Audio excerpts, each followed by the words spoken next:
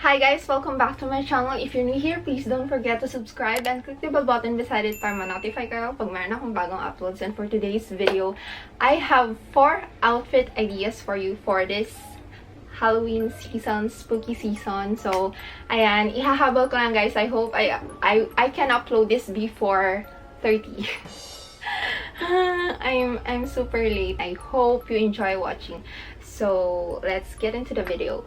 So guys, for the first look, which is yung twins ng The Shining, ito yung ginawa ko. Bumili ako ng parang top na may lace. Yan. Sa may neck part and then sa may bandang kamay part. Kasi hindi ko ma-achieve yung yung parang may puff na sleeves. Kasi wala akong nahanap that time. And wala din talaga akong item na may ganon. So, yun. And then of course, as you can see sa photo, parang meron silang apron but hindi siya yung buo eh. Yung parang dito lang sa baba. So, what I did, may nakita akong na din guys. Top na see-through. Ganyan siya. So, sabi ko pwede to. Pag ipinold na ganyan, yung kamay niya, ganyan siya. Itatali mo yung parang kamay niya sa likod. And then, yan. Ito sa bandang waist mo siya.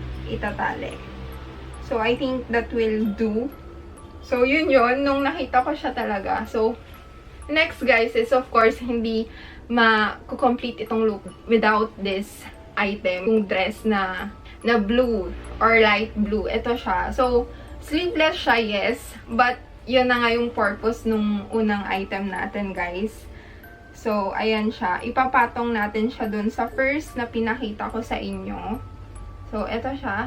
And, binili ko to kasi parang kuhang-kuha yung pagka-blue eh.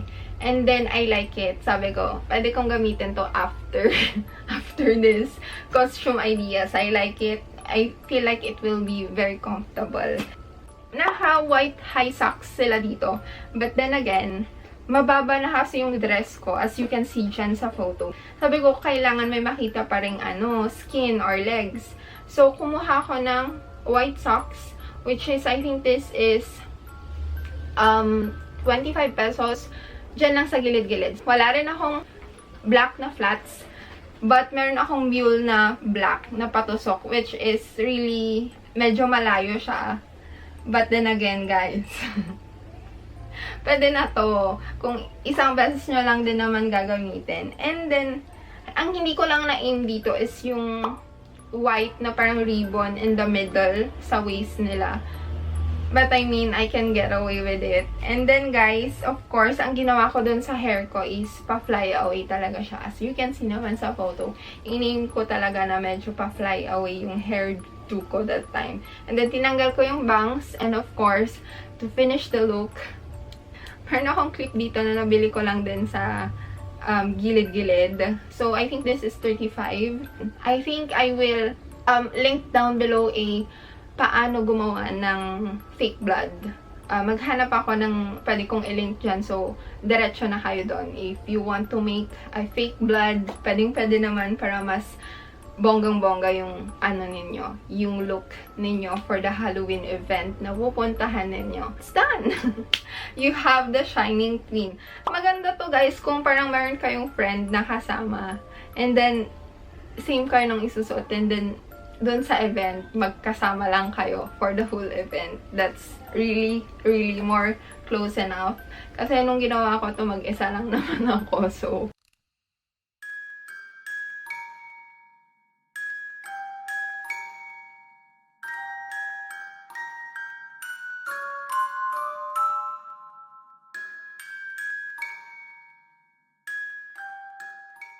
our next look is of course from the Clueless character Cher. I'm not really sure how to pronounce it correctly, but yan, ang pinili kong look guys is the tennis scene look ni Cher. Ito kasi super easy lang. Ang ginamit ko lang for this look is a cycling, which is I think meron naman sa lahat, and ang nauuso ngayon is biker shorts. Pwede din yun guys. Medyo mas mahaba nga lang siya sa cycling I think. And then, of course, a black tank top, which is, I think nga lahat meron ng ganito. Depende na lang siguro kung ano yung essentials ninyo. And then, finally, a white t-shirt. Diba? Super easy lang nung look na to. So, ito talaga yung in-aim ko. Sa mga Google search ko talaga for that look, wala akong mahanap na pang bottom niya. Tinignan ko na rin yung video dun sa scene na yon. Hindi ko siya makita, but I think dahil nasa tennis court sila, naka-rubber shoes siya. Yan, white lang na rubber shoes ko guys ang ginamit ko for the look. Hindi ko ata napakita sa video, but pwede na yan, diba? Yung kanyang hairstyle lang naman dito is naka-ponytail lang siya, and then parang nakaganito siya, nakababa yung gilid nung hair, sa hair niya. Unfortunately, she's blonde and I am not, but if gusto ninyo naman, pwede naman kayo bumili ng wig ninyo guys para mas, 'di ba, mas lapit na lapit sa sa character. So guys, that's it for sure look. I hope you liked it.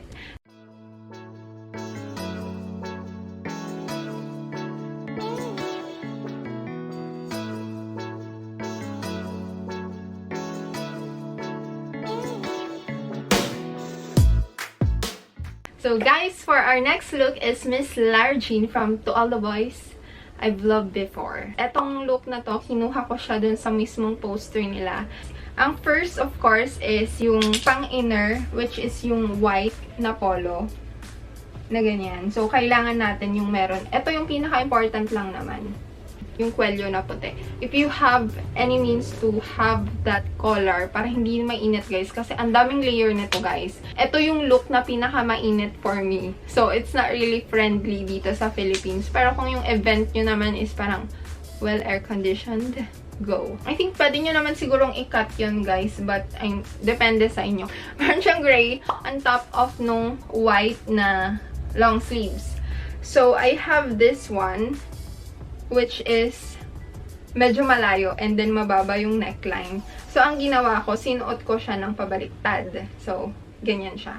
So, guys, isipin nyo din kung pwede nyo siyang gamitin on the back, yung ibang mga damit ninyo. You can get away with it. I think pink yung niya, yung cardigan ni Lara Jean dito. Diba? I think this will do. Pwede na din siya. Medyo andun na din yung parang idea. Yung skirt, which is a plaid, parang, ano bang term doon? I'm not really sure. Yung parang, pag ganon na skirt. But what I have is a pencil skirt. But, you know, you can get away with it. And medyo malayo pa nga yung color nung sa akin. Kasi yung plaid skirt niya is nasa pink shade and then green. I think nandun sa range na yun. And then yung akin is blue. But, you know what? Pwede na din, girl! So, for the bottom naman, guys, ang ginamit ko is a black heels lang na ganyan.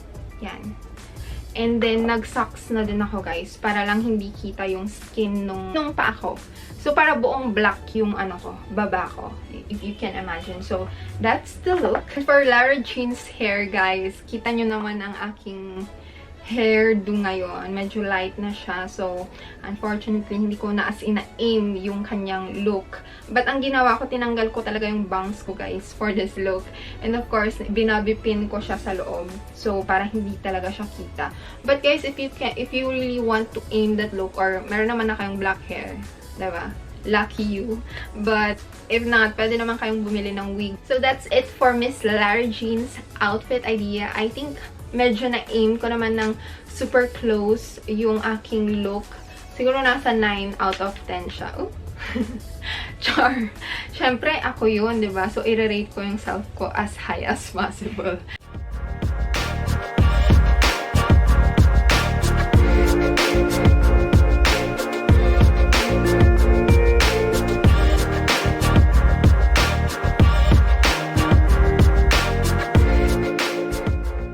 So guys, for my final look, which is Misty from Pokemon.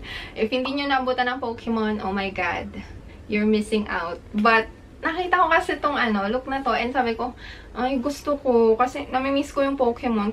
Naglalaro talaga ako ng Pokemon dati, nung kabataan ko. Wow, kabataan talaga, oh my god, ang tanda ko na. Anyways, so ang look na to, super easy lang. So sabi ko, push na din to. So, ito lang yung ginamit ko. Kailangan nyo lang ng shorts. Ako yung specifically ang ginamit ko is high-waisted shorts kasi para medyo mas may cover ako. Dito sa may waist part ko kasi medyo insecurity ko siya eh. So, yon. Next is, pwede naman guys, you can use a white top. But for me specifically, medyo mas close kasi yung cream na top sana. So, ito yung ginawa ko.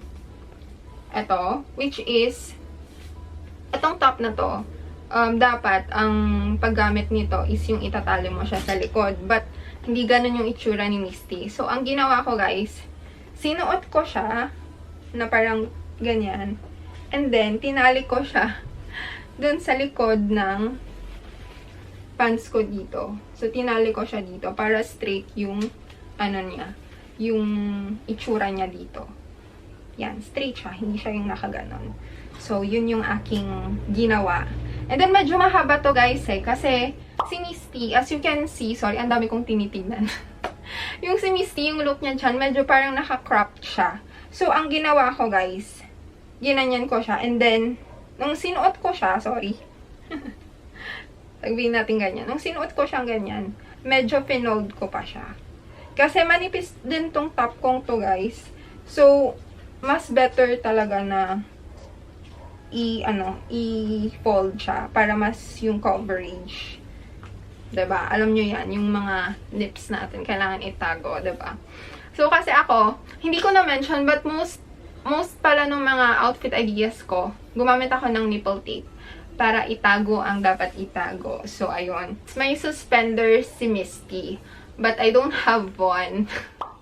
And parang nung ginagawa ko yung shoot kasi nung parang video ko for the outfit ideas nga, yung intro ko as you saw, wala na akong time to parang buy one. So, nakita ko tong lace. Lace ng red ribbon. Lace ng red ribbon. So, what I did is, tinali ko lang siya na ganyan. And then, tinali ko ulit siya sa ilalim ng cycling ko dito. Guys, pwede nyo gawa ng paraan yan. Pwede nyo siyang ipodible or itali nyo na lang mismo dito sa may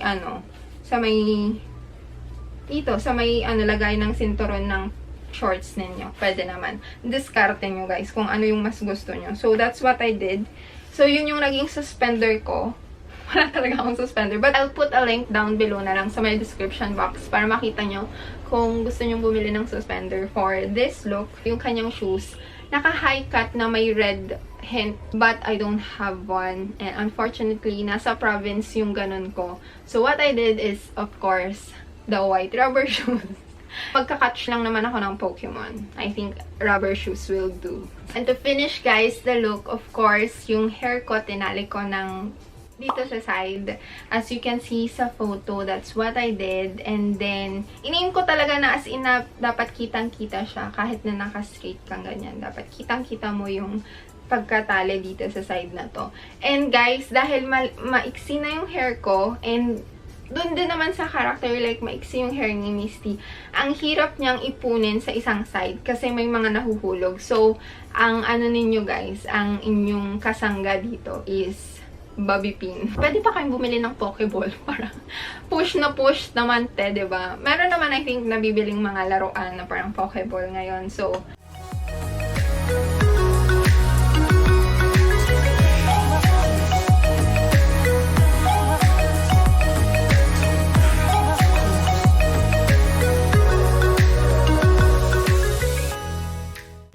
so guys, that's it. I hope you enjoyed this video and maybe you can comment down below. Maybe you can comment down below guys kung sino yung character nyo this year for Halloween. And I hope we can mingle down below. Maybe subscribe guys if you haven't yet. And also leave a thumbs up if gusto nyo or nagustuhan nyo yung content ko guys. And then maybe thumbs down if tingin nyo may mga kailangan akong ayusin, ganyan, and everything. And then, comment nyo na lang din below, guys, kung may mga suggestions kayo to improve my content. And that's it. See you on my next one, guys. Self-love always. Bye!